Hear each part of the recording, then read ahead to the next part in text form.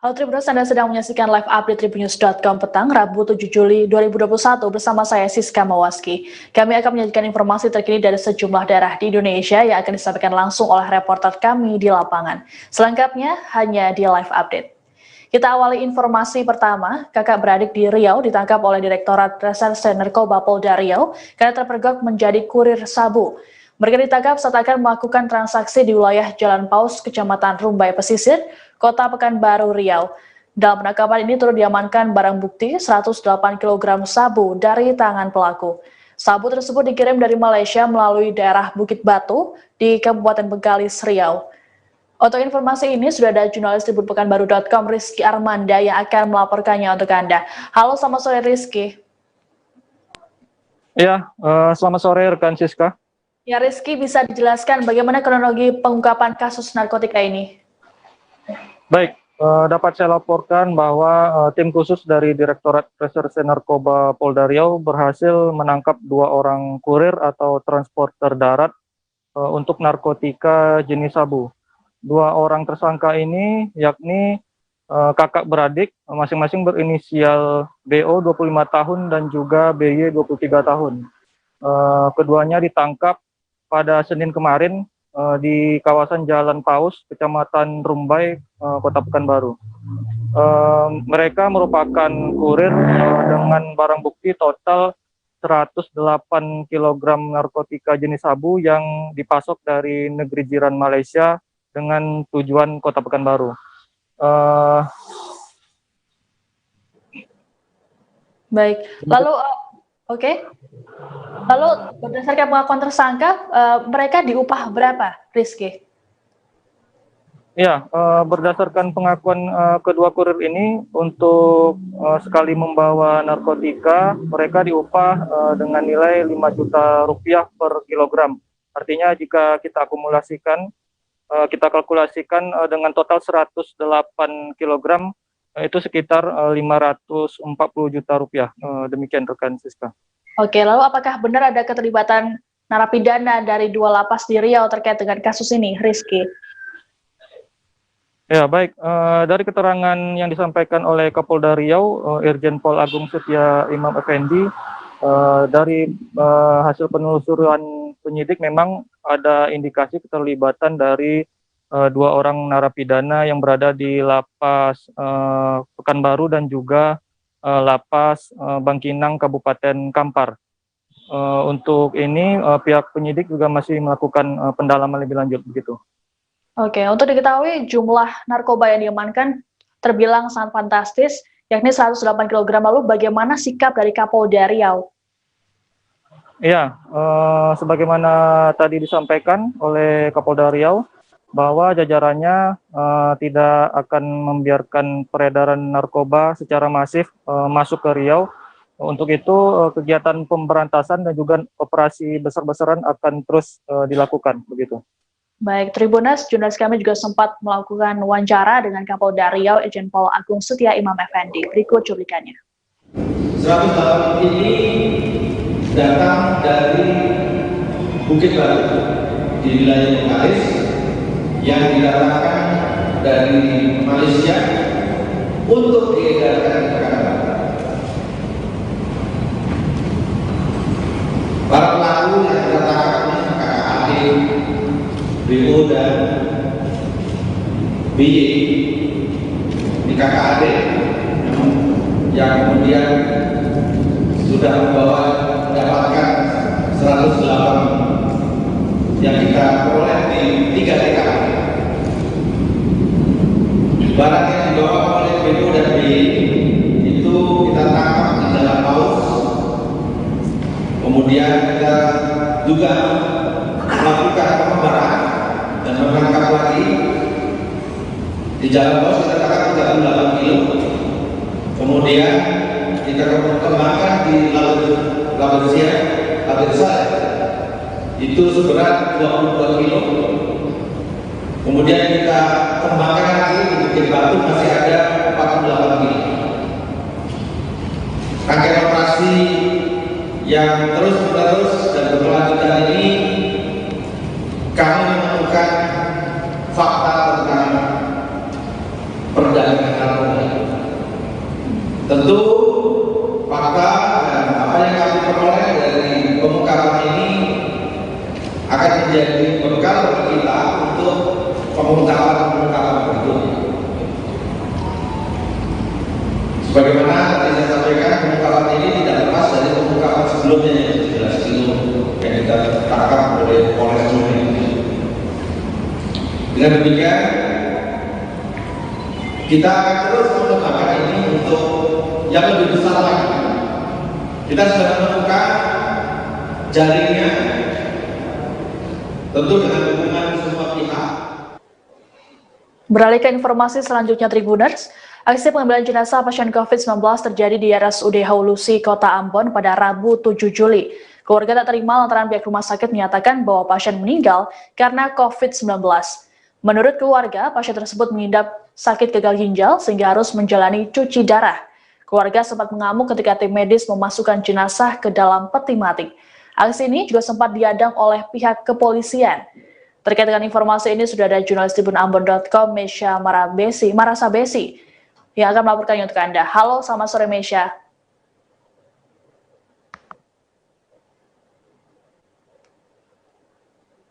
Ya, halo Mesya.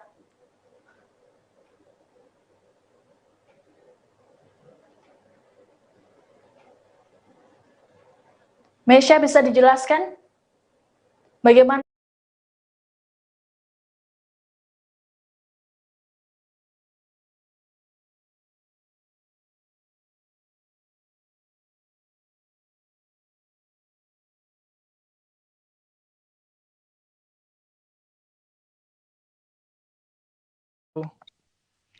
Halo, selamat sore Mesya. Selamat sore Siska. Mesya, bisa dijelaskan bagaimana kronologi dari peristiwa ini?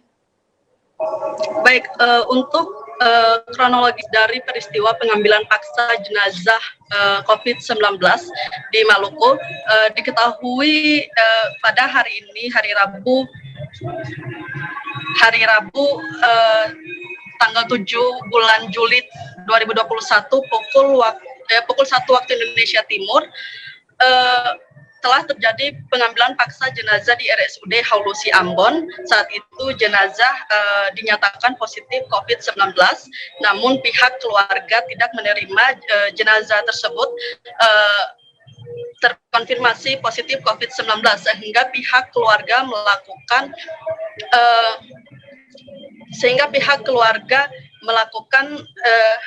pihak keluarga merasa marah dan mereka melakukan aksi pemberontakan di RSUD Haulusi Ambon. Pada saat itu pukul 2 waktu Indonesia Timur, pihak rumah sakit bersama keluarga berhasil melakukan mediasi untuk keluarga dimakamkan secara sesuai dengan protokol COVID. Jam kemudian nampaknya jenazah tersebut tidak merasa diterlantarkan, sehingga menimbulkan amarah dari pihak keluarga. Akhirnya mereka mengambil paksa jenazah tersebut untuk dibawa pulang dan dimakamkan ke rumah. Nah, setelah dalam perjalanan menuju rumah keluarga, mereka sempat dihadang oleh pihak kepolisian untuk tidak membawa jenazah tersebut ke rumah. Namun pihak keluarga coba menjelaskan alasan bagaimana mereka kenapa sampai mereka mengambil jenazah tersebut. Kemudian pihak kepolisian selanjutnya melakukan koordinasi dengan pihak rumah sakit. Namun karena tidak ada penjelasan selanjutnya dari pihak rumah sakit, akhirnya pihak kepolisian memperbolehkan keluarga membawa pulang kembali jenazah tersebut. Oke, lalu melihat dengan situasi yang cukup tidak kondusif tadi, lalu bagaimana respon dari pihak rumah sakit ataupun Satgas Penanganan COVID-19 tempat? Baik, untuk respon dari pihak RSUD Haulusi Ambon maupun Satgas Penanganan COVID-19 Maluku, hingga saat ini jurnalis Tribun Ambon sudah mencoba untuk melakukan konfirmasi kepada pihak rumah sakit dan Satgas Penanganan COVID-19 Maluku, namun hingga saat ini belum ada konfirmasi dari kedua pihak tersebut. Baik, Mesya, adakah informasi tambahan yang akan disampaikan kembali? Baik, sebelumnya untuk diketahui, sebelum pihak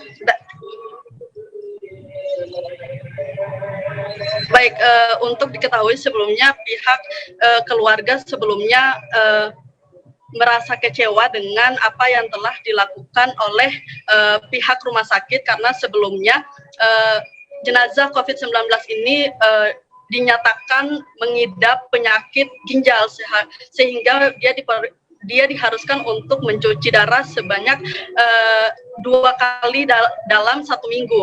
Nah, untuk itu sebelumnya juga jenazah ini pada saat masuk rumah sakit sudah melakukan tes PCR, namun hasilnya negatif. Nah, pada saat pada saat jenazah tersebut meninggal dunia, kemudian dinyatakan positif. Nah, sehingga itu yang menimbulkan pihak keluarga merasa tidak percaya. Bahkan ada salah satu pihak keluarga, Valen, dia mengatakan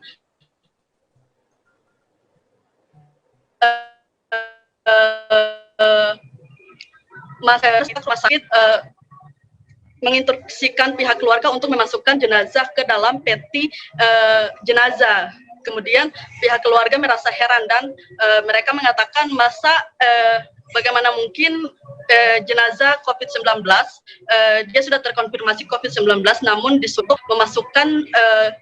disuruh pihak keluarga untuk memasukkan jenazah tersebut ke dalam peti. Bukankah COVID-19 itu menular? Demikian, seperti itu. Oke, baik. Tribuners, jurnalis kami juga sempat melakukan wawancara langsung dengan pihak keluarga pasien. Berikut wawancaranya. Ini, beta adalah orang tua dari mayat ini. Awal masuk rumah sakit, sudah diambil darah, sudah diambil swab. Saya berkoordinasi dengan badan kesehatan dari dokter maupun sampai suster bahwa hasil swab dan ambil darah ini 2 hari kemudian, Pak, baru dengar hasilnya. Beta ikuti peraturan pemerintah. Ternyata 1 hari kemudian anak beta ini sudah tidak bisa, dikatakan tidak bisa mengharapkan hidup. Beta panggil suster untuk melihat ini pasien. Datang ambil darah lagi, swab lagi. Beta tanya, kok sudah diambil, kenapa ambil lagi? Kata kita ambil yang ini, katanya darahnya beku dan segala macam. Oke. Ternyata beta pun anak ini mati. Ada informasi dari salah satu suster yang bahwa nanti koordinasi dengan dokter yang bertugas malam ini supaya ketemu bisa PM. Beta tanya, apa arti PM? Lalu dia jelaskan berbeda apa mayat begitu. Terus beta iya aja. Tapi ternyata beta tanya, lalu hasil yang mau diambil ini secara apa? Hasilnya seperti apa? Katanya, Pak, nanti kita yang ambil darah tadi sore itu dengan surat itu kita periksa di sini saja. Beta bilang bisa ya, kata ayo bisa. Beta ikut karena beta sudah tahu, kok bisa ada yang kita ambil di sini. Ya, sekarang jangan bicara lagi. Sekarang dia meninggal. Beta tanya, kok hasilnya bisa ada di sini sementara besok ini baru dengar hasil. Ya, hasil PCR-nya nanti besok. Sekarang kita pertanyakan, kenapa alat ini, kata alat itu untuk cepat mengetahui. Kita kenapa tidak dipakai pada saat pasien masuk? Ternyata ketika pasien mati, baru alat itu berfungsi. Itu jadi kejalan berbeda sebagai orang tua. Makanya beta ingin bertemu dengan pihak rumah sakit yang bertanggung jawab.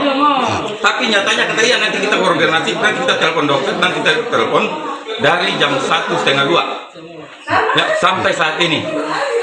Dan pagi ini beta dapat informasi bahwa suster datang minta kepada ibu korban bahwa minta tolong keluarga, tolong angkat untuk bawa, untuk entah itu mau diganti atau mau di apa kan tidak tahu. Dan buktinya ada foto pembicaraan antara orang tua korban dengan suster, minta bantu untuk angkat. Menilai beta bahwa kalau dia betul COVID, masyarakat keluarga pun tidak boleh satu yang masuk ruangan dan tidak boleh sentuh. Kenapa diminta bantu untuk angkat?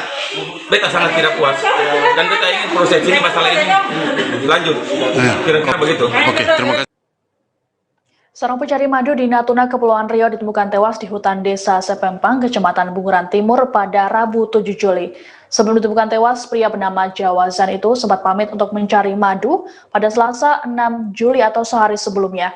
Namun lantaran tak kunjung pulang dan tak bisa dihubungi, pihak keluarga kemudian melaporkannya ke pihak SAR Natuna. Diduga korban meninggal karena terjatuh dari pohon. Terkait dengan informasi ini sudah ada jurnalis Tribun Batam.id, Ilham Muhammad, yang akan melaporkannya untuk Anda. Halo, selamat sore Ilham. Selamat sore Siska. Ya Ilham, bisa dijelaskan bagaimana kronologi peristiwa dan juga di mana tepatnya lokasi peristiwa tersebut? Baik Siska, Tribuners sekalian, bahwasanya telah terjadi sebuah kejadian, yaitu orang hilang. Itu adalah pencari madu di seorang warga desa Sepempang di Kecamatan Bunguran Timur, Kabupaten Natuna. Pria ini dikabarkan hilang sehari setelah pergi ke hutan untuk mencari madu.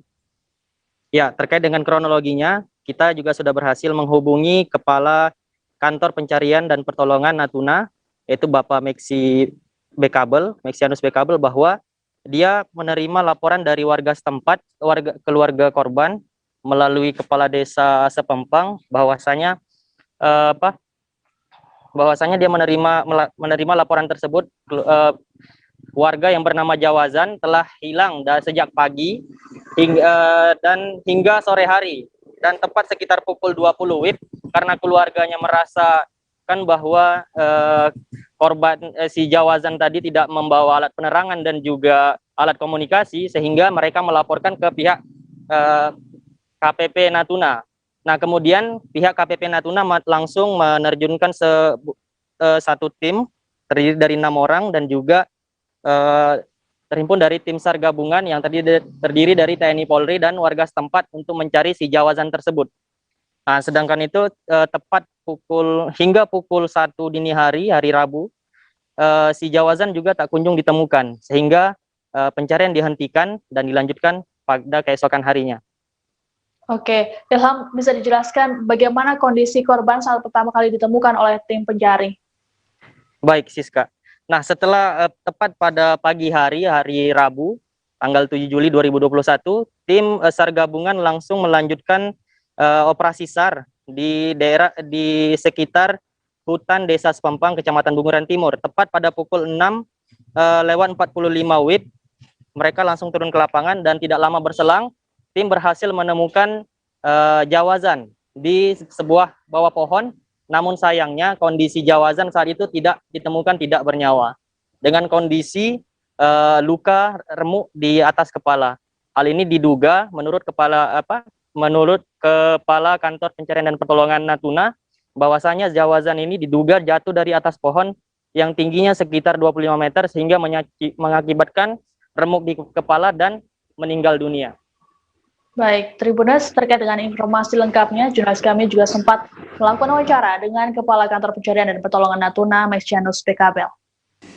Baik, terima kasih. Saya Kepala Kantor Pencarian dan Pertolongan Natuna mendapatkan informasi awal dari Kepala Desa Sepempang tertanggal 6 Juli 2021 terkait dengan satu orang masyarakat Sepempang kondisi hilang waktu mencari madu, dan semalam kami melakukan pencarian bersama, namun hingga jam 12 atau jam 00 tidak membuahkan hasil, dan kami kembali dari rencana untuk pada tanggal 7 Juli pagi 06.40 kami melakukan pencarian ulang lagi bersama tim SAR gabungan, baik itu dari TNI Polri, masyarakat, dan tim SAR, dengan hasil yang membuahkan hasil, yaitu menemukan korban atas nama Jawazan usia 43 tahun dalam kondisi meninggal dunia.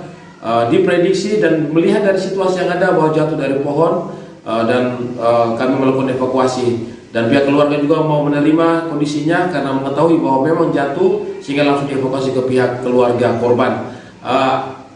Saran daripada kami bahwa dalam melakukan pencarian madu agar bisa melakukan dengan berkelompok, sehingga terjadi sesuatu langsung ada yang bisa membantu untuk memberikan informasi kepada tim SAR. Terima kasih. Wassalamualaikum warahmatullahi wabarakatuh. Yang Tribunas, kami akan kembali seusai jeda, tetap di live update. Oke, apa kabar Bang Aris di sini untuk strateginya? Kalau saya sendiri di Jumit 37 ini yang semalam baru mulai, Apa yang dirasakan saya udah Kapten Hitam? Sebenarnya aku nggak ngerasa itu penangkapan atau penggerebegan atau apapun itu. Karena gini loh, posisinya aku kriteria. Jadi kita mengenal disebut dengan stroke yang tidak berdarah dengan stroke yang berdarah. Stroke yang tidak berdarah itu biasanya ditandai dengan adanya penyumbatan. Kalau itu terjadi di sini mungkin pikirnya tidak ke situ kali ya, tapi kalau di Korea atau di Kamboja itu ada beberapa paper yang saya itu mas, ya dulunya tukang koran. Oh gitu ya, tukang koran. Ya saya baca itu pak. Tuh kan pernah baca kan? Ya. Jadi kalau saya jadi pangdam itu udah bersyukur banget. Si anak ini dijadikan sebagai tersangka begitu. Ya kalau ini kita bicara yang di luar kasus Bongombo ya. Dengan nama hujan shower, di mana terdapat batas jelas antara daerah hujan dan tidak hujan yang biasanya terjadi pada fase awal mature stage atau tahap Berbahaya dewasa. itu Kang. Jadi mulai artinya terjadinya perlembekan. Nah itu untuk penetrasi akan sulit begitu ya. Dok saya ini menurut saya memang tidak mudah, bukan urusan tanah diambil. Kalau misalnya Amerika Serikat sekarang, Rasulullah mengatakan dalam sebuah hadis bahwa berpuasa di 6 hari Syawal itu. Oke, apa kabar Bang Aris di sini untuk strateginya? Kalau saya sendiri di Jumit 37 ini yang semalam baru mulai, Apa yang saya dirasakan udah Kapten Hitam? Sebenarnya aku nggak ngerasa itu penangkapan atau penggerebegan atau apapun itu. Karena gini loh, posisinya aku Kriteria. Jadi kita mengenal disebut dengan stroke yang tidak berdarah dengan stroke yang berdarah. Stroke yang tidak berdarah itu biasanya ditandai dengan adanya penyumbatan. kalau itu terjadi di sini mungkin pikirnya tidak ke situ kali ya, tapi kalau di Korea atau di Kamboja itu ada beberapa paper yang saya itu mas, ya dulunya tukang koran. Oh gitu ya, tukang koran. Ya saya baca itu pak. Tuh kan pernah baca kan? Ya. Jadi kalau saya jadi pangdam itu udah bersyukur banget. Si anak ini dijadikan sebagai tersangka begitu. Ya kalau ini kita bicara yang di luar kasus Bongombo ya. Dengan nama hujan shower, di mana terdapat batas jelas antara daerah hujan dan tidak hujan yang biasanya terjadi pada fase awal mature stage atau tahap Berbahaya dewasa. itu Kang. Jadi mulai artinya terjadinya perlembekan. Nah itu untuk penetrasi akan sulit begitu ya. dok saya ini menurut saya memang tidak mudah, bukan urusan tanah diambil. Kalau misalnya Amerika Serikat sekarang, Rasulullah mengatakan dalam sebuah hadis bahwa berpuasa di 6 hari Syawal itu. Oke, apa kabar Bang Aris di sini untuk strateginya? Kalau saya sendiri di Jumit 37 ini yang semalam baru mulai, Apa yang saya dirasakan udah Kapten Hitam? sebenarnya aku nggak ngerasa itu penangkapan atau penggerebegan atau apapun itu. Karena gini loh, posisinya aku Kriteria. Jadi kita mengenal disebut dengan stroke yang tidak berdarah dengan stroke yang berdarah. Stroke yang tidak berdarah itu biasanya ditandai dengan adanya penyumbatan. kalau itu terjadi di sini mungkin pikirnya tidak ke situ kali ya, tapi kalau di Korea atau di Kamboja itu ada beberapa paper yang Saya itu mas, ya dulunya tukang koran. Oh gitu ya, tukang koran. Ya saya baca itu pak. Tuh kan pernah baca kan? Ya. Jadi kalau saya jadi pangdam itu udah bersyukur banget. Si anak ini dijadikan sebagai tersangka begitu. Ya kalau ini kita bicara yang di luar kasus Bongombo ya. Dengan nama hujan shower, di mana terdapat batas jelas antara daerah hujan dan tidak hujan yang biasanya terjadi pada fase awal mature stage atau tahap Berbahaya dewasa. itu Kang. Jadi mulai artinya terjadinya perlembekan. Nah itu untuk penetrasi akan sulit begitu ya. dok saya ini menurut saya memang tidak mudah, bukan urusan tanah diambil. Kalau misalnya Amerika Serikat sekarang, Rasulullah mengatakan dalam sebuah hadis bahwa berpuasa di 6 hari Syawal itu. Oke, apa kabar Bang Aris di sini untuk strateginya? Kalau Saya sendiri di Jumit 37 ini yang semalam baru mulai. Apa yang Saya dirasakan udah Kapten Hitam? Sebenarnya aku nggak ngerasa itu penangkapan atau penggerebekan atau apapun itu. Karena gini loh, posisinya aku Kriteria. Jadi kita mengenal disebut dengan stroke yang tidak berdarah dengan stroke yang berdarah. Stroke yang tidak berdarah itu biasanya ditandai dengan adanya penyumbatan. Kalau itu terjadi di sini mungkin pikirnya tidak ke situ kali ya, tapi kalau di Korea atau di Kamboja itu ada beberapa paper yang Saya itu mas, ya dulunya tukang koran. Oh gitu ya. Tukang koran. Ya saya baca itu pak. Tuh kan pernah baca kan? Ya. Jadi kalau saya jadi pangdam itu udah bersyukur banget. Si anak ini dijadikan sebagai tersangka begitu. Ya, kalau ini kita bicara yang di luar kasus Sidoarjo ya. Dikenal dengan nama hujan shower, di mana terdapat batas jelas antara daerah hujan dan tidak hujan yang biasanya terjadi pada fase awal mature stage atau tahap Berbahaya dewasa. itu Kang. Jadi mulai artinya terjadinya perlembekan. Nah itu untuk penetrasi akan sulit gitu ya. Dok, saya ini menurut saya memang tidak mudah, bukan urusan tanah diambil. Kalau misalnya Amerika Serikat sekarang, Rasulullah mengatakan dalam sebuah hadis bahwa berpuasa di 6 hari Syawal itu. Oke, apa kabar Bang Ariski di sini untuk strateginya? Kalau saya sendiri di Jumit 37 ini yang semalam baru mulai. Apa yang Saya dirasakan udah Kapten Hitam? sebenarnya aku nggak ngerasa itu penangkapan atau penggerebekan atau apapun itu. Karena gini loh, posisinya aku Kriteria. Jadi kita mengenal disebut dengan stroke yang tidak berdarah dengan stroke yang berdarah. Stroke yang tidak berdarah itu biasanya ditandai dengan adanya penyumbatan. kalau itu terjadi di sini mungkin pikirnya tidak ke situ kali ya, tapi kalau di Korea atau di Kamboja itu ada beberapa paper yang Saya itu mas, ya dulunya tukang koran. Oh gitu ya. Tukang koran. Ya saya baca itu pak. Tuh kan pernah baca kan? Ya. Jadi kalau saya jadi pangdam itu udah bersyukur banget. Si anak ini dijadikan sebagai tersangka begitu. Ya, kalau ini kita bicara yang di luar kasus Sidoarjo ya. Dikenal dengan nama hujan shower, di mana terdapat batas jelas antara daerah hujan dan tidak hujan yang biasanya terjadi pada fase awal mature stage atau tahap Berbahaya dewasa. itu Kang. Jadi mulai artinya terjadinya perlembekan. Nah itu untuk penetrasi akan sulit gitu ya. Dok, saya ini menurut saya memang tidak mudah, bukan urusan tanah diambil. Kalau misalnya Amerika Serikat sekarang, Rasulullah mengatakan dalam sebuah hadis bahwa berpuasa di 6 hari Syawal itu. Oke, apa kabar Bang Ariski di sini untuk strateginya?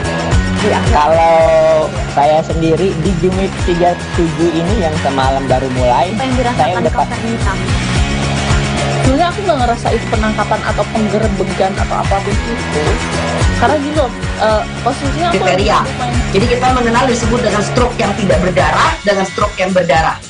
Stroke yang tidak berdarah itu biasanya ditandai dengan adanya penyumbatan. kalau itu terjadi di sini mungkin pikirnya tidak ke situ kali ya, tapi kalau di Korea atau di Kamboja itu ada beberapa paper yang Saya itu mas, ya dulunya tukang koran.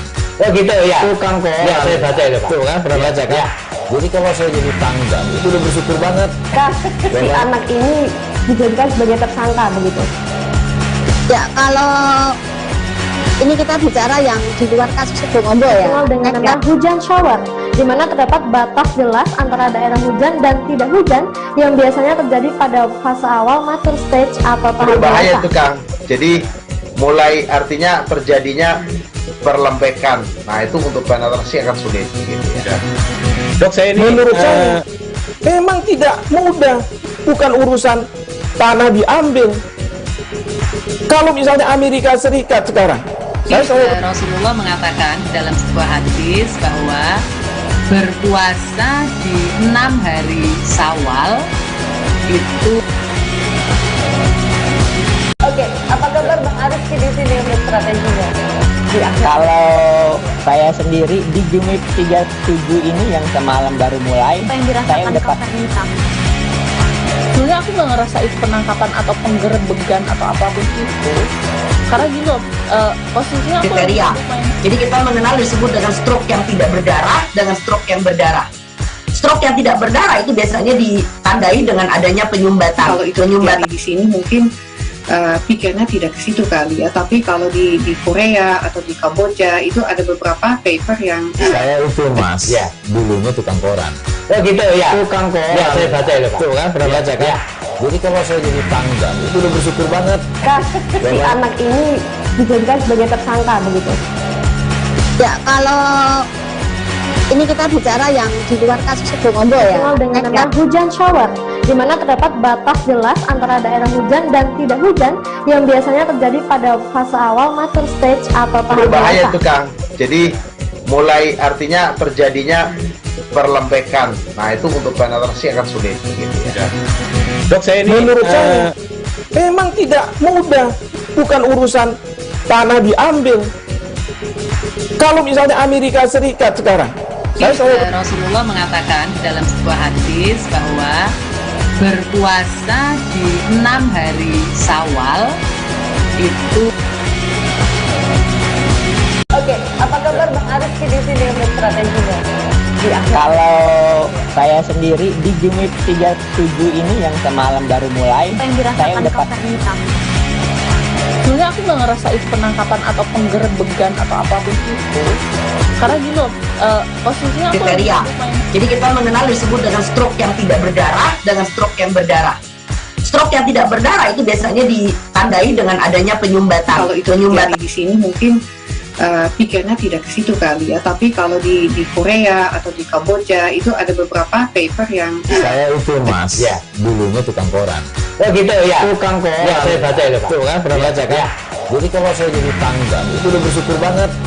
Si anak ini dijadikan sebagai tersangka begitu. Ya, kalau ini kita bicara yang di luar kasus Sibolongo ya. Dikenal dengan nama hujan shower, di mana terdapat batas jelas antara daerah hujan. Terima kasih Anda masih menyaksikan live update bersama saya Siska Mawaski. Sejumlah warga yang merupakan pelaku usaha di Garut, Jawa Barat menjalani proses peradilan karena melanggar aturan PPKM darurat. Para terdakwa divonis bersalah karena membuka tempat usahanya yang tidak termasuk sektor kritikal dan esensial di masa PPKM darurat. Satu di antara para terdakwa adalah pemilik salon kecantikan yang melanggar jam buka di area penyekatan. Akibat tindakannya tersebut, pemilik salon dikenai denda sebesar 3 juta rupiah. Untuk informasi lengkapnya sudah ada jurnalis Jabar.id Sidki Al-Ghifari yang akan melaporkannya untuk Anda. Halo, selamat sore Sidki. Halo, selamat sore Siska. Ya, Sidki, bisa dijelaskan bagaimana perjalannya persidangan pelanggar protokol kesehatan ini? Perjalannya persidangan pelanggar protokol kesehatan di Kabupaten Garut ada 7 terdakwa.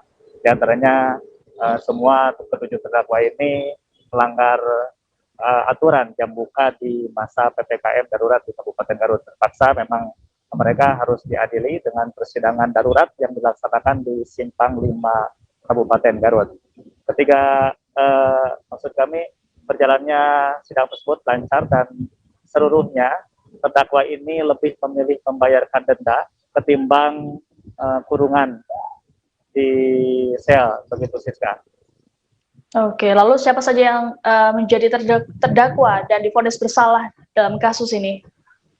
Terdakwa yang divonis bersalah dalam kasus ini yaitu bermacam-macam dari tempat usaha kafe, kemudian toko buku, salon kecantikan, kemudian kuliner, nasi goreng, dan tempat cukur di Kabupaten Garut. Semuanya ada 7 terdakwa dan mereka seluruhnya sudah melaksanakan persidangan dengan baik. Baik, Siska. Oke, lalu berapa sanksi denda yang dijatuhkan kepada para terdakwa yang melanggar aturan ini? Dari jumlah nominal yang didendakan kepada terdakwa ini berkisar di antara 100.000 hingga nominal 3 juta. Yang paling besar itu yakni skincare beauty di kawasan Bundaran Suci Kabupaten Garut. Salon kecantikan ini mengalami petugas, yakni ketika petugas dari jam buka malam itu dibatasi karena jam buka sampai jam 19 malam.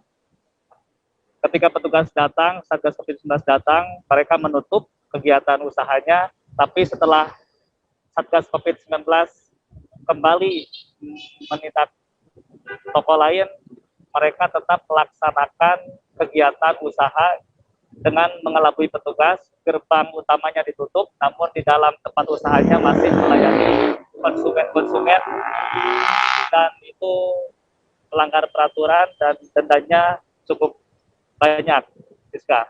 Jadi yang paling terkecil itu yakni nasi goreng ya, karena buka di jam malam.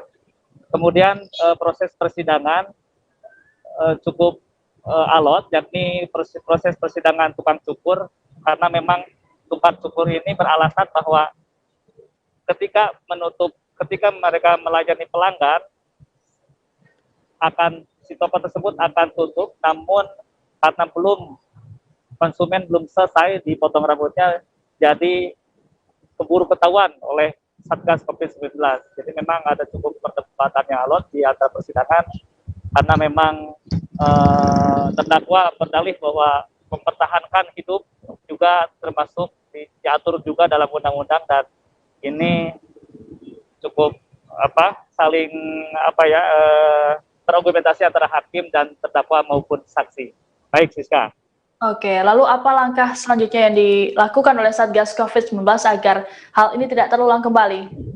Ya, langkah selanjutnya yang akan dilakukan oleh Satgas COVID-19 Kabupaten Garut beserta jajaran Polres, Kajari, Pemkab, dan Satgas lainnya, yakni lebih memperhatikan lagi, lebih mengetatkan lagi protokol-protokol kesehatan, terutama di jam-jam mau tutup, jam 18 maghrib itu Satgas sudah mulai berkeliling, karena memang batasnya hanya dikasih waktu 1 jam dari jam 18, jam 19 itu harus semua tutup.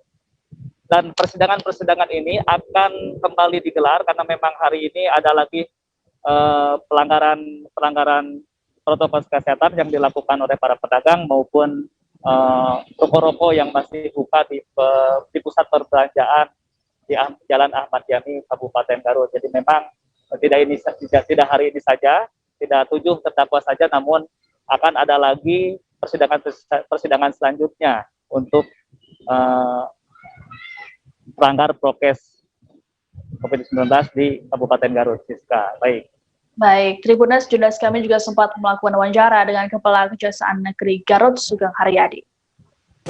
Sidang ya Pak hari ini? Kira kami tim Satgas COVID dalam melakukan penindakan dalam rangka PPKM darurat COVID-19 di Kabupaten Garut sejak hari Sabtu, Minggu, dan Senin kemarin telah melakukan penindakan pada pelanggar sebanyak 7 lembaga atau usaha yang melanggar.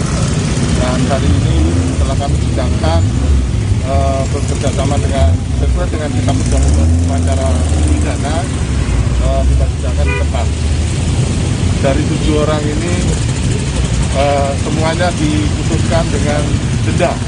Ya. Meningkatnya kasus COVID-19 belakangan ini membuat warga Kelurahan Urimesing, Kota Ambon, Maluku berinisiatif menggelar vaksinasi massal. Vaksinasi dilakukan dengan menggandeng Puskesmas Wailahong. Otoritas Kota Ambon telah ditetapkan sebagai zona merah karena situasi pandemi yang kian memburuk. Berdasarkan laporan Satgas Penanganan COVID-19 Maluku per 5 Juli 2021, Ambon memiliki scoring 1,70 poin. Untuk informasi lengkapnya, sudah ada jurnalis tribunambon.com Ridwan Tuasamu yang akan melaporkannya untuk Anda. Halo, selamat sore Ridwan.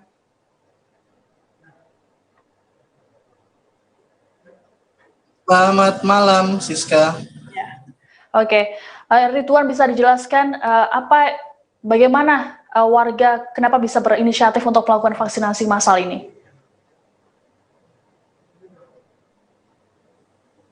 Baik, Siska dan Tribuners, menurut informasi yang kami dapat dari sejumlah warga yang memulai inisiatif ini, mereka berinisiatif untuk melakukan vaksinasi massal dikarenakan melihat kondisi Kota Ambon yang saat ini berada di zona merah penyebaran COVID-19 ya. Jadi untuk segera memutus mata rantai penyebaran virus, mereka ingin menjadi percontohan bagi bagi masyarakat lainnya bahwa vaksinasi yang dilakukan akan baik-baik saja untuk tubuh mereka dan aman untuk dilakukan bagi seluruh masyarakat. Oke, lalu bagaimana respon warga setempat dan berapa jumlah orang yang mengikuti vaksinasi tersebut? Ya, vaksinasi yang dilakukan hanya hari ini, rencananya hanya hari ini, mereka diikuti 500 pendaftar ya, ada 500 warga Kelurahan Urmesing yang ikut mendaftarkan diri agar bisa mengikuti vaksinasi yang dilakukan oleh mereka sendiri ya, dengan menggandeng tenaga kesehatan dari Puskesmas Wayahawong. Mereka membuka pendaftaran sejak pukul 8 pagi dan sejak dibukanya stand pendaftaran, warga sekitar sudah berbondong-bondong untuk mendaftarkan diri agar bisa mengantri melakukan vaksinasi. Oke, rencananya apakah benar hanya hari ini saja vaksinasi tersebut dilakukan? Iya, menurut Satgas COVID-19 yang ditempatkan di wilayah Kelurahan Urmesing, sebenarnya rencana awal dari mereka hanya melakukan hari ini saja. Namun melihat antusias dari masyarakat sekitar, bahkan ada warga-warga dari luar Kelurahan Urmesing yang ingin juga mengikuti vaksinasi tersebut, mereka bahkan rela datang ya. Menurut pantauan kami di lapangan, hingga pukul 1 siang tadi masih banyak warga yang datang berbondong-bondong untuk mendaftarkan diri. Maka dari itu Satgas COVID-19 mencoba untuk membuka lagi pendaftaran untuk warga sekitar agar bisa mengikuti vaksinasi lagi keesokan harinya. Oke, lalu apakah sudah ada informasi terkait mekanisme pendaftaran dan apakah vaksinasi ini dibuka untuk umum atau hanya warga setempat saja?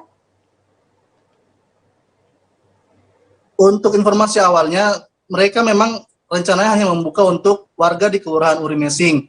Namun seperti yang tadi saya katakan, antusiasme dari warga sekitar yang lewat di lokasi vaksinasi membuat mereka bertanya-tanya apa yang sedang terjadi. Itulah yang menjadi pertimbangan bagi Satgas COVID-19 untuk melanjutkan waktu vaksinasi hingga beberapa hari ke depan dan rencananya akan membuka untuk warga umum juga, bukan hanya untuk warga di Kelurahan Urmesing saja. Oke, jadi warga langsung datang ke lokasi untuk vaksinasi begitu ya, Ridwan ya? Iya, benar sekali. Warga sangat antusias dengan melihat merebaknya virus COVID-19. Mereka ingin menjadi contoh ya untuk masyarakat lainnya. Oke, baik. Terima kasih laporannya jurnalis tribunambon.com Ridwan Tuasamu. Kita beralih ke informasi selanjutnya. Pandemi COVID-19 diketahui membuat terjadinya PHK pada karyawan karena ekonomi yang terdampak. Tak hanya mempengaruhi ekonomi warga, pandemi juga dapat mengganggu kejiwaan seseorang. Meski begitu, hal ini tidak membuat RSJ Arnaldi Bahar Palembang, Sumatera Selatan, kebanjiran pasien. Untuk informasi lengkapnya, sudah ada jurnalis tribunsumsel.com Hartati yang akan melaporkannya untuk Anda. Halo, selamat sore Hartati. Halo, selamat sore Siska. Ya, Hartati bisa dijelaskan terkait dengan hal ini? Iya, Rumah Sakit Arnaldi Bahar yang dulunya lebih dikenal dengan Rumah Sakit Jiwa ini saat pandemi ini tidak mengalami lonjakan pasien karena dari tahun lalu hingga tahun ini tercatat hanya ada 66 pasien orang dengan gangguan jiwa saja yang dirawat inap di sini. Selama pandemi ini, masyarakat masih menganggap bahwa pasien gangguan jiwa itu adalah orang-orang dengan gangguan skizofrenia saja yang secara fisik mereka berada di jalanan, telanjang, makan sampah, dan sebagainya. Karena gangguan jiwa yang mereka anggap tersebut bukanlah gangguan jiwa yang berat. Sehingga misalnya saja galau, stres, insomnia, khawatir mendadak, dan sebagainya itu masih dianggap hal wajar. Sehingga mereka masih enggan untuk pergi ke psikiater atau berobat ke rumah sakit jiwa. Stigma negatif rumah sakit jiwa yang menganggap bahwa jika ada pasien sakit jiwa itu dikucilkan di masyarakat juga membuat masyarakat enggan berobat ke psikiater dan rumah sakit. Oke, lalu berapa jumlah pasien di rumah sakit tersebut saat ini? Saat ini jumlah pasien di rumah sakit Arnaldi Bahar tercatat hanya ada 66 pasien rawat inap, sementara yang rawat jalan cukup banyak dan mereka juga berobat rutin sesuai dengan jadwal kontrol yang ditetapkan oleh dokter dan psikiaternya. Oke, Hartati ada informasi tambahan yang akan disampaikan kembali? Iya, Rumah Sakit Arnaldi Bahar ini juga tercatat sebagai rumah sakit yang tetap melayani layanan rumah sakit secara umum, bukan hanya orang dengan gangguan jiwa saja, namun jumlah pasien di rumah sakit ini hanya berkisar 80 hingga 100 pasien per hari. Jumlah ini dinilai cukup sedikit dibanding dengan rumah sakit lainnya. Layanan yang diberikan di rumah sakit ini mulai dari fisioterapi, layanan kepada anak-anak, serta layanan gizi, penyakit dalam, penyakit paru, kulit, dan lain sebagainya. Oke, Hartati, apakah masih ada pasien rawat jalan yang menjalani perawatan di situ? Iya, selama pandemi ini juga pasien rawat jalan tetap melakukan perawatan seperti biasa. Khusus untuk pasien baru, mereka juga diwajibkan untuk mengikuti prosedur yang ada di Rumah Sakit El Nadir Bahar, karena di sini dilakukan 2 pembiayaan, baik itu pembiayaan mandiri ataupun yang dibiayai oleh BPJS. Jika pasien ini melakukan pembiayaan menggunakan BPJS, mereka tetap harus mengikuti prosedur, yaitu mendapat surat rujukan dari Paskes tingkat pertama sebelum datang ke Rumah Sakit El Nadir Bahar ini. Tapi bagi pasien yang sifatnya mendadak atau mereka juga pasien lama, bisa langsung berobat ke Rumah Sakit El Nadir Bahar tanpa harus membawa surat rujukan, karena dia adalah pasien yang lama dengan membawa surat berobatnya yang lama. Oke, baik. Tribuners, kami juga sempat melakukan wawancara dengan Kepala Instalasi Humas dan Layanan Pengaduan Rumah Sakit Erba, Iwan Adiantoro. Jadi selama masa pandemi ini tidak ada perubahan jumlah kunjungan pasien yang berkunjung ke Rumah Sakit yang dibakar. Ini kenapa sebabnya, Pak? Apa masyarakat masih menganggap bahwa gangguan jiwa itu cuma yang gila yang di jalanan atau bagaimana sih, Pak? Sebetulnya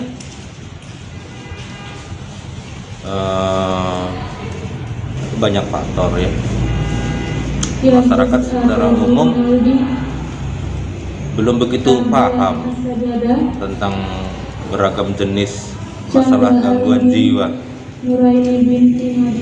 Yang mereka tahu gangguan jiwa itu schizofren, yang penampakannya telanjang-telanjang, makan sampah, tidak mandi, badan kotor dan seterusnya. Jadi kalau belum sampai ke tahap itu, masih sekedar galau, masih sekedar sedih, masih sekedar cemas, itu mereka belum menganggap mereka sakit jiwa dan belum merasa layak untuk berobat ke rumah sakit jiwa. Pak, sakit jiwa itu tidak hanya gangguan jiwa saja atau gila seperti itu, Pak? Jadi berbagai upaya kita lakukan. Kita punya humas, kita punya promkes, kita punya PKRS. PKRS ini terdiri dari para penyuluh, dan kita juga menggunakan beberapa media, misalnya website, media sosial, IG, Facebook, dan juga bekerja sama dengan media ya, seperti kunjungan Mbak Tati misalnya ke Rumah Sakit El Nadir Bahar ini menjadi sarana bagi kami untuk menyebarkan edukasi dan pemahaman kepada masyarakat bahwa sebetulnya gangguan jiwa itu beragam, dari yang sekedar ringan, tidak bisa tidur, sekedar cemas, sedih, sampai ke tahap yang kronis dan berat, misalnya schizofren. Dan rumah sakit jiwa juga mempunyai tugas kompetensi tidak hanya sekedar jiwa sebetulnya ya, karena kita juga memiliki beberapa spesialis non jiwa, misalnya ada penyakit kebidanan, penyakit kulit kelamin, gigi, fisioterapi, dan sebagainya ya. Jadi Rumah Sakit El Nadir Bahar itu dibangun sebetulnya ya pada intinya untuk membantu masyarakat untuk mencari solusi masalah kesehatan, terutama masalah kesehatan jiwa. Ya, Tribuners, kami akan kembali sejenak dengan informasi menarik lainnya, tetap di Live Update. Oke, apa kabar Bang Arif di sini untuk strateginya? Kalau saya sendiri di Jumit 37 ini yang semalam baru mulai, Apa yang dirasakan saya udah Kak Fernita? Sebenarnya aku nggak ngerasa itu penangkapan atau penggerbegan atau apapun itu, karena gini loh, posisinya aku kriteria. Jadi kita mengenal disebut dengan stroke yang tidak berdarah dengan stroke yang berdarah. Stroke yang tidak berdarah itu biasanya ditandai dengan adanya penyumbatan. Kalau itu penyumbatan di sini mungkin pikirnya tidak ke situ kali ya, tapi kalau di Korea atau di Kamboja itu ada beberapa paper yang saya itu mas, ya dulunya tukang koran. Oh gitu ya. Tukang koran. Ya saya baca itu Pak. Tuh kan pernah baca kan? Ya. Jadi kalau saya jadi tanggal itu udah bersyukur banget. Si anak ini dijadikan sebagai tersangka begitu. Ya, kalau ini kita bicara yang di luar kasus Sibolombo ya. Dikenal dengan nama hujan shower, di mana terdapat batas jelas antara daerah hujan dan tidak hujan yang biasanya terjadi pada fase awal mature stage atau tahap Berbahaya dewasa. itu Kang. Jadi mulai artinya terjadinya perlempekan. Nah itu untuk penetrasi akan sulit gitu ya. Dok, saya ini menurut saya memang tidak mudah, bukan urusan tanah diambil. Kalau misalnya Amerika Serikat sekarang, Rasulullah mengatakan dalam sebuah hadis bahwa berpuasa di 6 hari Syawal itu. Oke, apa kabar Bang Ariski di sini untuk strateginya? Kalau saya sendiri di Jumit 37 ini yang semalam baru mulai, saya udah Sebenarnya aku nggak ngerasa itu penangkapan atau penggerbegan atau apapun itu, karena gini loh, posisinya aku kriteria. Jadi kita mengenal disebut dengan stroke yang tidak berdarah dengan stroke yang berdarah. Stroke yang tidak berdarah itu biasanya ditandai dengan adanya penyumbatan. Kalau itu terjadi di sini mungkin pikirnya tidak ke situ kali ya, tapi kalau di Korea atau di Kamboja itu ada beberapa paper yang saya itu Mas, ya dulunya tukang koran. Oh gitu ya, tukang koran. Ya saya baca itu Pak. Tuh kan pernah baca kan? Ya. Jadi kalau saya jadi tanggal itu udah bersyukur banget. Si anak ini dijadikan sebagai tersangka begitu. Ya, kalau ini kita bicara yang di luar kasus Sibolombo ya. Dikenal dengan nama hujan shower, di mana terdapat batas jelas antara daerah hujan dan tidak hujan yang biasanya terjadi pada fase awal mature stage atau tahap Berbahaya dewasa. itu Kang. Jadi mulai artinya terjadinya perlempekan. Nah itu untuk penetrasi akan sulit gitu ya. Dok, saya ini menurut saya memang tidak mudah, bukan urusan tanah diambil. Kalau misalnya Amerika Serikat sekarang, Rasulullah mengatakan dalam sebuah hadis bahwa berpuasa di 6 hari Syawal itu. Oke, apa kabar Bang Ariski di sini untuk strateginya? Kalau saya sendiri di Jumit 37 ini yang semalam baru mulai, saya udah Sebenarnya aku nggak ngerasa itu penangkapan atau penggerbegan atau apapun itu, karena gini loh, posisinya aku kriteria. Jadi kita mengenal disebut dengan stroke yang tidak berdarah dengan stroke yang berdarah. Stroke yang tidak berdarah itu biasanya ditandai dengan adanya penyumbatan. Kalau itu terjadi di sini mungkin pikirnya tidak ke situ kali ya, tapi kalau di Korea atau di Kamboja itu ada beberapa paper yang saya itu Mas, ya dulunya tukang koran. Oh gitu ya, tukang koran. Ya saya baca itu Pak. Tuh kan pernah baca kan? Ya. Jadi kalau saya jadi tanggal itu udah bersyukur banget. Si anak ini dijadikan sebagai tersangka begitu. Ya, kalau ini kita bicara yang di luar kasus Sibolombo ya. Dikenal dengan nama hujan shower, di mana terdapat batas jelas antara daerah hujan dan tidak hujan yang biasanya terjadi pada fase awal mature stage atau tahap Berbahaya dewasa. itu Kang. Jadi mulai artinya terjadinya perlempekan. Nah itu untuk penetrasi akan sulit gitu ya. Dok, saya ini menurut saya memang tidak mudah, bukan urusan tanah diambil. Kalau misalnya Amerika Serikat sekarang, Rasulullah mengatakan dalam sebuah hadis bahwa berpuasa di 6 hari Syawal itu. Oke, apa kabar Bang Ariski di sini untuk strateginya? Kalau saya sendiri di Jumit 37 ini yang semalam baru mulai, saya udah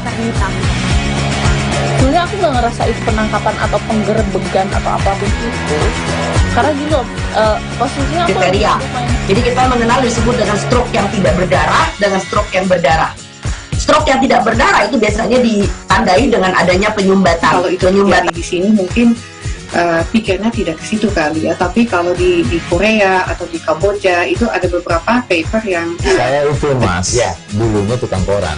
Oh gitu ya, tukang koran. Ya saya baca itu Pak. Tuh kan pernah baca kan? Ya. Jadi kalau saya jadi tanggal itu udah bersyukur banget.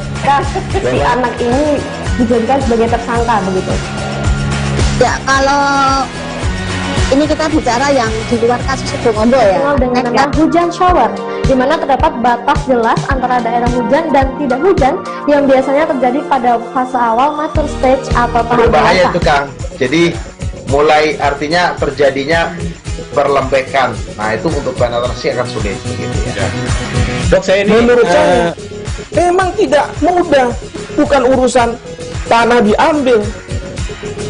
Kalau misalnya Amerika Serikat sekarang, Rasulullah mengatakan dalam sebuah hadis bahwa berpuasa di 6 hari Syawal itu. Oke, apa kabar Bang Arifki di sini untuk strateginya? Kalau saya sendiri di Jumit 37 ini yang semalam baru mulai, saya udah Sebenarnya aku nggak ngerasa itu penangkapan atau penggerbegan atau apapun itu, karena gini loh, posisinya aku kriteria. Jadi kita mengenal disebut dengan stroke yang tidak berdarah dengan stroke yang berdarah. Stroke yang tidak berdarah itu biasanya ditandai dengan adanya penyumbatan. Kalau itu terjadi di sini mungkin pikirnya tidak ke situ kali ya, tapi kalau di Korea atau di Kamboja itu ada beberapa paper yang saya itu Mas, ya dulunya tukang koran. Oh gitu ya, tukang koran. Ya saya baca itu Pak. Tuh kan pernah baca kan? Ya. Jadi kalau saya jadi tanggal itu udah bersyukur banget. Si anak ini dijadikan sebagai tersangka begitu. Ya, kalau ini kita bicara yang di luar kasus Sebongombo ya. Dikenal dengan nama hujan shower, di mana terdapat batas jelas antara daerah hujan dan tidak hujan yang biasanya terjadi pada fase awal mature stage atau tahap Berbahaya dewasa. itu Kang. Jadi mulai artinya terjadinya perlembekan. Nah itu untuk penetrasi akan sulit begitu ya. Dok, saya ini menurut saya memang tidak mudah, bukan urusan tanah diambil. Kalau misalnya Amerika Serikat sekarang, Rasulullah mengatakan dalam sebuah hadis bahwa berpuasa di 6 hari Syawal itu. Oke, apa kabar Bang Arifki di sini untuk strateginya? Kalau saya sendiri di Jumit 37 ini yang semalam baru mulai, saya udah Sebenarnya aku nggak ngerasa itu penangkapan atau penggerbegan atau apapun itu, karena gini loh, posisinya aku kriteria. Jadi kita mengenal disebut dengan stroke yang tidak berdarah dengan stroke yang berdarah. Stroke yang tidak berdarah itu biasanya ditandai dengan adanya penyumbatan. kalau itu terjadi di sini mungkin pikirnya tidak ke situ kali ya, tapi kalau di Korea atau di Kamboja itu ada beberapa paper yang saya itu Mas, ya dulunya tukang koran. Oh gitu ya, tukang koran. Ya saya baca itu Pak. Tuh kan pernah baca kan? Ya. Jadi kalau saya jadi tanggal itu udah bersyukur banget. Si anak ini dijadikan sebagai tersangka begitu. Ya, kalau ini kita bicara yang di luar kasus Sebongombo ya. Dikenal dengan nama hujan shower, di mana terdapat batas jelas antara daerah hujan dan tidak hujan yang biasanya terjadi pada fase awal mature stage atau tahap Berbahaya dewasa. itu Kang. Jadi mulai artinya terjadinya perlembekan. Nah itu untuk penetrasi akan sulit begitu ya. Dok, saya ini menurut saya memang tidak mudah, bukan urusan tanah diambil. Kalau misalnya Amerika Serikat sekarang, Rasulullah mengatakan dalam sebuah hadis bahwa berpuasa di 6 hari Syawal itu. Oke, apa kabar Bang Arifki di sini untuk strateginya? Kalau saya sendiri di Jumit 37 ini yang semalam baru mulai, saya udah Sebenarnya aku nggak ngerasa itu penangkapan atau penggerbegan atau apapun itu, karena gini loh, posisinya aku kriteria. Jadi kita mengenal disebut dengan stroke yang tidak berdarah dengan stroke yang berdarah. Stroke yang tidak berdarah itu biasanya ditandai dengan adanya penyumbatan. kalau itu terjadi di sini mungkin pikirnya tidak ke situ kali ya, tapi kalau di Korea atau di Kamboja itu ada beberapa paper yang saya itu Mas, ya dulunya tukang koran. Oh gitu ya, tukang koran. Ya saya baca itu Pak. Tuh kan pernah baca kan? Ya. Jadi kalau saya jadi tanggal itu udah bersyukur banget. Si anak ini dijadikan sebagai tersangka begitu. Ya, kalau ini kita bicara yang di luar kasus Sebongombo ya. Dikenal dengan nama hujan shower, di mana terdapat batas jelas antara daerah hujan dan tidak hujan yang biasanya terjadi pada fase awal mature stage atau tahap Berbahaya dewasa. itu Kang. Jadi mulai artinya terjadinya perlembekan. Nah itu untuk penetrasi akan sulit begitu ya. Dok, saya ini menurut saya Memang tidak mudah, bukan urusan tanah diambil. Kalau misalnya Amerika. Terima kasih Tribuners, Anda masih menyaksikan live update bersama saya, Siska Mawaski. Sebanyak 16 pegawai termasuk Kepala UPTD Puskesmas Tanjung Raja Ogan Ilir, Sumatera Selatan dilaporkan terpapar COVID-19. Akibat Puskesmas Puskesmas Tanjung Raja menutup pelayanan sementara. Terkait kondisi ini, pihak Dinas Kesehatan Ogan Ilir juga telah melakukan tracing kasus. Para pegawai tersebut saat ini diminta untuk melakukan isolasi mandiri selama 14 hari. Untuk informasi lebih lengkapnya, sudah ada jurnalis tribunsumsel.com Agung Dwi Payana yang akan melaporkannya untuk Anda. Halo, selamat sore Agung.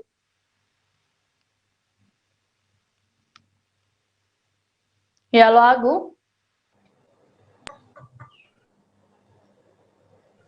Ya, selamat sore Siska dan juga Tribuners. Ya, Agung, bisa dijelaskan bagaimana kronologi dari terpaparnya para staf pegawai puskesmas tersebut?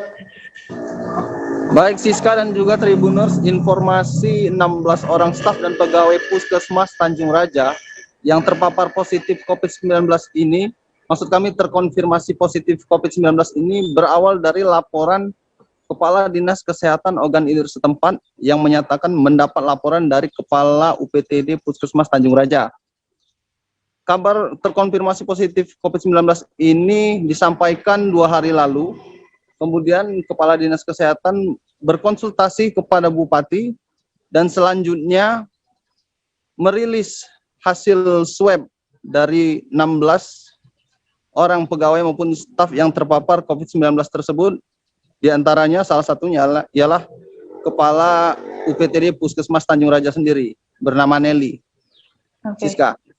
Oke, selain 16 pegawai ini, apakah ada staf lain yang juga menjalani swab test, lalu bagaimana hasilnya? Ya, 16 orang ini merupakan total seluruhnya ada 61 orang, terdiri dari staf, pegawai, dokter maupun tenaga kesehatan di Puskesmas Tanjung Raja. Dari 61 orang ini hasil dari swab testnya ialah 16 orang dinyatakan positif, 40 orang dinyatakan negatif, dan 5 orang hingga hari ini masih menunggu hasil swab test. Siska. Oke, lalu bagaimana penanganan terhadap 16 orang tersebut? Ya, berdasarkan keterangan Kepala Dinas Kesehatan Ogan Ilir, Hendra Kudeta, bahwa 16 orang positif COVID ini mereka tanpa gejala atau orang tanpa gejala OTG. Dengan demikian, ke-16 orang ini saat ini masih menjalani isolasi mandiri di kediaman masing-masing. Siska.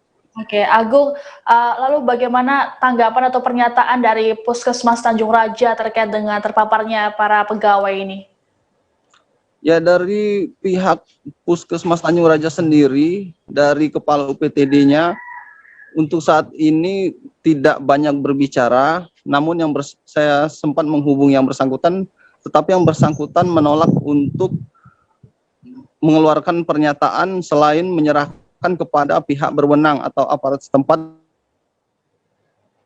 dalam hal ini Kepala Dinas Kesehatan. Namun sedikit Kepala UPTD Puskesmas Tanjung Raja yang terpapar COVID menyampaikan harapan doa agar yang bersangkutan dan para staf lainnya segera lekas sembuh. Siska. Oke, lalu bagaimana terkait dengan pelayanan di Puskesmas Tanjung Raja? Apakah tadi sempat disinggung sempat ditutup sementara, lalu apakah akan dialihkan atau akan buka lagi, Agung? Ya, benar sekali, untuk saat ini pelayanan di Puskesmas Tanjung Raja ditutup sementara. Untuk pelayanan kesehatan masyarakat dialihkan ke puskesmas lainnya di sekitaran wilayah Tanjung Raja. Ada 3 puskesmas yang ditunjuk Dinas Kesehatan Ogan Ilir, yakni Puskesmas Mekarsari, Puskesmas Kerinjing, dan Puskesmas Sungai Pinang yang wilayahnya berada di sekitar Kecamatan Tanjung Raja. Dan juga pelayanan kesehatan diserahkan ke bidan-bidan desa setempat. Siska. Oke, lalu terkait dengan situasi kondisi pandemi di Kabupaten Ogan Ilir, lalu bagaimana kondisi terkininya? Untuk situasi pandemi corona di Ogan Ilir merupakan satu dari 17 kabupaten kota di Sumatera Selatan. Sebenarnya resiko penularan COVID-19 di Ogan Ilir masih lebih rendah dibanding daerah lainnya. Dari 17 kabupaten kota, ada 4 daerah di Sumsel, di mana saat ini masuk wilayah zona kuning. yakni Ogan Ilir, Ogan Komering Ilir, Ogan Komering Ulu Selatan, dan Penukal Abab Lematang Ilir. Sedangkan wilayah Palembang sendiri satu-satunya daerah kota di Sumatera Selatan yang kini zona merah. Untuk di Ogan Ilir sendiri saat ini yang terkonfirmasi positif ada 378 orang, kemudian kasus meninggal hingga saat ini 32 orang, sementara kasus sembuh 10 kali lipat lebih banyak dibanding kasus meninggal, yakni 323 orang. Sementara hingga tanggal 7 Juli hari ini, suspek COVID-19 di Ogan Ilir mencapai 1.251, sementara untuk probable ada 13 orang. Siska. Oke, Tribuners, jurnalis kami juga sempat melakukan wawancara dengan Kepala Dinas Ogan Ilir, Hendra Kudeta. Terima kasih. Saya kemarin kronologisnya saya bicarakan kronologis terlebih dahulu, bahwa kemarin sore sekitar jam 5 sore saya ditelepon Kepala Puskesmas Tanjung Raja bahwa dia menyatakan lebih kurang 4 hari yang lalu atau 5 hari yang lalu Kepala Puskesmas dan staf Puskesmas Tanjung Raja melakukan pemeriksaan PCR dan setelah mendapatkan hasil dinyatakan 16 orang dinyatakan positif COVID. Nah, itu. Nah, kemudian setelah mendapat kabar itu, apa yang selanjutnya dilakukan Dinas Kesehatan, Pak? Baik, saya berikan informasi kepada Kepala Puskesmas Tanjung Raja bahwa saya lakukan isolasi mandiri sebanyak lebih kurang orang 16 tersebut. Dan kemudian dilakukan pemberian disinfektan di Puskesmas Tanjung Raja. Sudah mereka lakukan itu sebanyak 4 kali pelaksanaan disinfektan Puskesmas.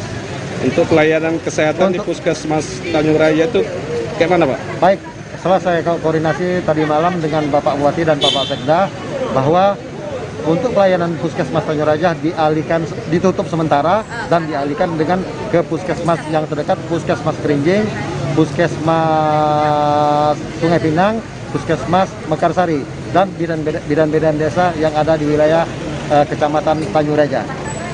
Ditutup sementara itu untuk berapa lama tuh? Lebih kurang beberapa hari sampai menunggu hasil pemeriksaan swab berikutnya. Pak, mungkin apakah ada penyebab, misalnya ada kerumunan sebelumnya atau semacamnya?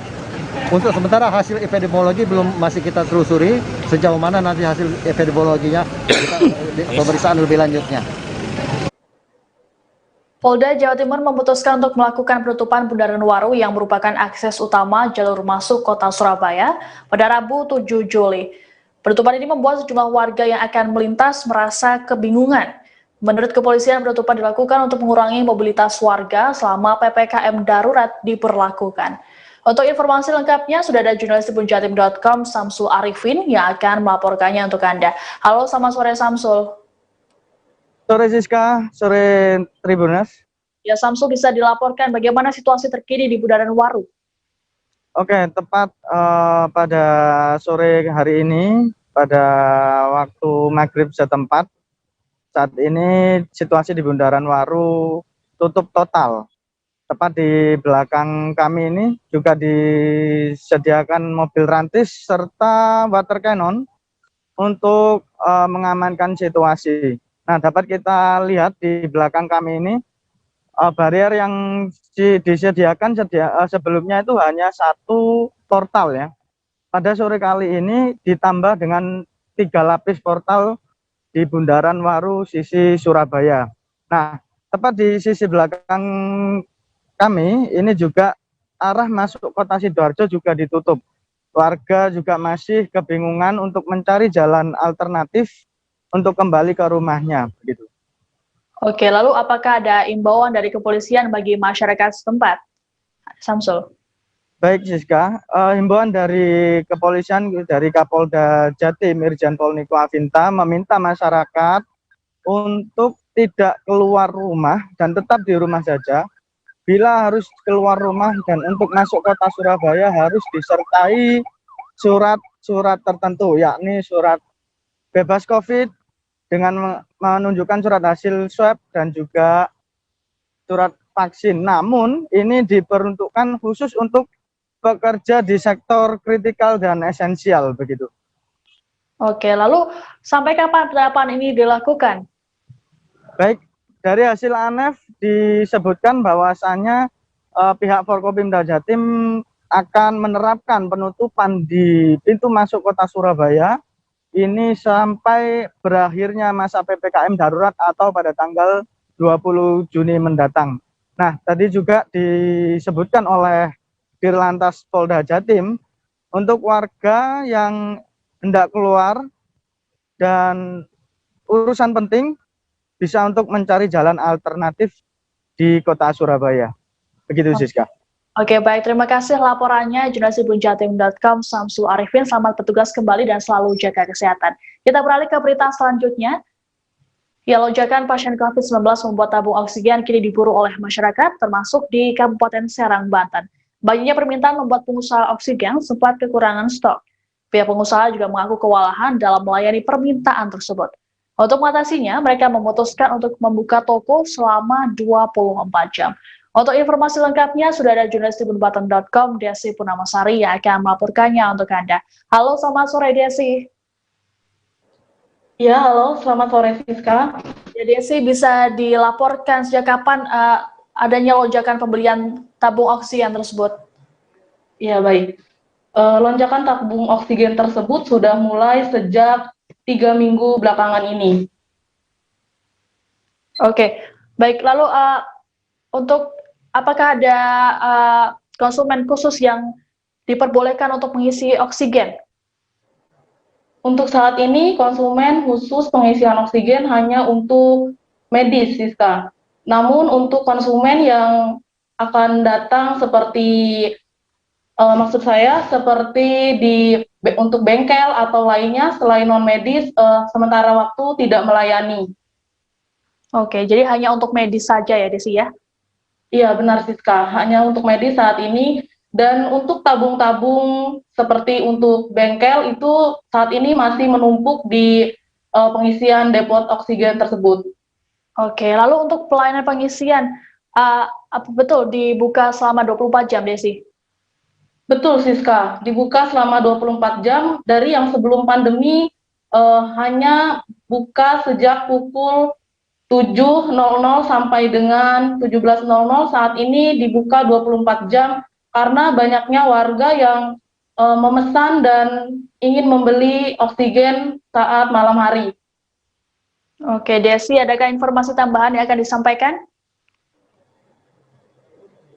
Informasi tambahan saat ini pihak depot isi ulang oksigen sedang kekurangan tabung oksigen, dan sejauh ini mereka mengirim tabung oksigen tersebut ke beberapa rumah sakit yang ada di Kota Serang dan Kabupaten Serang.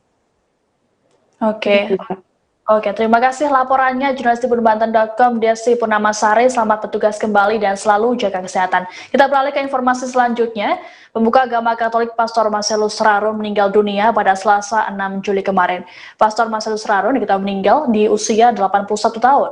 Jenazahnya kemudian disemayamkan di Gereja Santo Yohanes Penginjil di Desa Laikit, Kecamatan Dimembe, Kabupaten Minahasa Utara, Sulawesi Utara. Semasa hidupnya, Pastor Marcelus dikenal sebagai pencipta lagu Alangkah Bahagianya Hidup Rukun dan Damai. Lagu ini kemudian menjadi maskot kerukunan di Sulawesi Utara. Untuk informasi lebih lengkapnya, sudah ada jurnalis tribunmanado.com Andreas Ruau yang akan melaporkannya untuk Anda. Halo, selamat sore Andreas.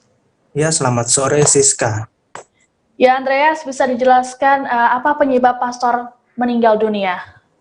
Ya, Pastor Marcel ya, tutup usia itu pada kemarin hari Selasa 6 Juni 2021 di Rumah Sakit Hermana Lembean ya. Untuk kepastian meninggalnya Pastor Marcel sendiri dari pihak keluarga itu tidak memberitahu atau tidak ingin memberikan info kepada kami jurnalis, dan hanya sebatas diketahui bahwa pastor tersebut meninggal karena sakit, dan diketahui juga bahwa Pastor Marcel sudah beberapa hari mengalami koma, sehingga bisa disimpulkan bahwa beliau meninggal karena sudah lanjut usia. Sekian, Siska. Oke, Andreas, bisa dijelaskan seperti apa sosok Pastor Marcelus semasa hidupnya?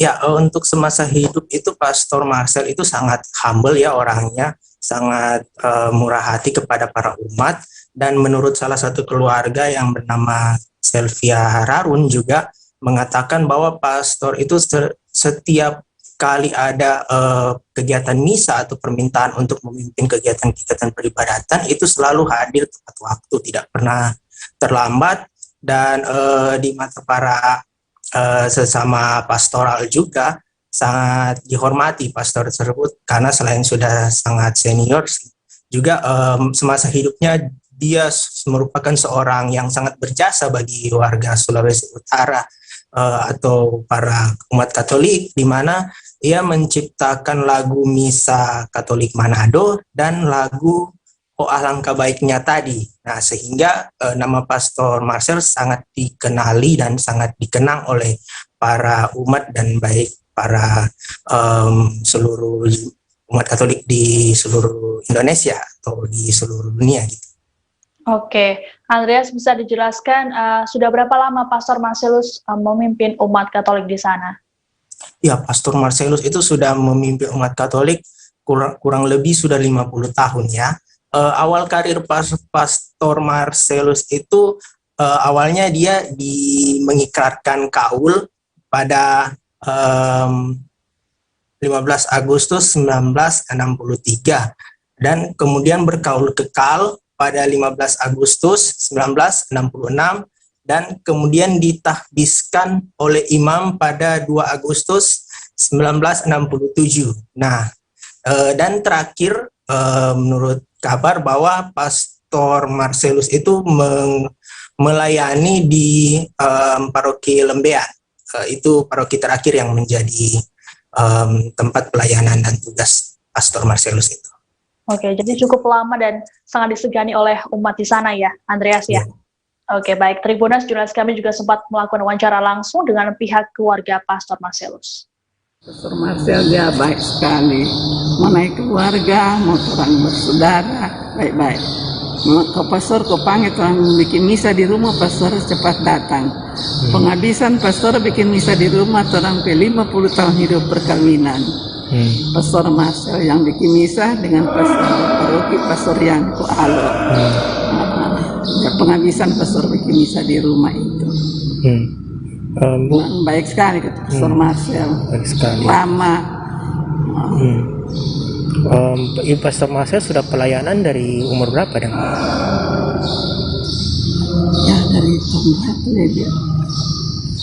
Mulai pelayanan itu berapa tahun? Kelar SMA langsung pelayanan? Atau dia sekolah pastor dulu, habis sekolah pastor dulu berapa tahun itu? Dia sekolah, baru dia mulai pelayanan. Pelayanan, Kang. Oh, pastor itu jadi dia baru bikin sana 50 tahun ke sana itu hidup berimamat.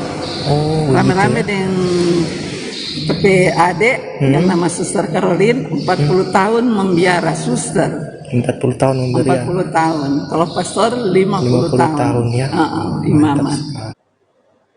Ya, Tribunas, informasi tadi sekaligus menutup jumpa kita dalam live update kali ini. Terus saksikan live update berikutnya hanya di kanal tribunnews.com. Jangan lupa untuk terus disiplin menerapkan protokol kesehatan dimanapun Anda berada demi kesehatan Anda dan juga keluarga.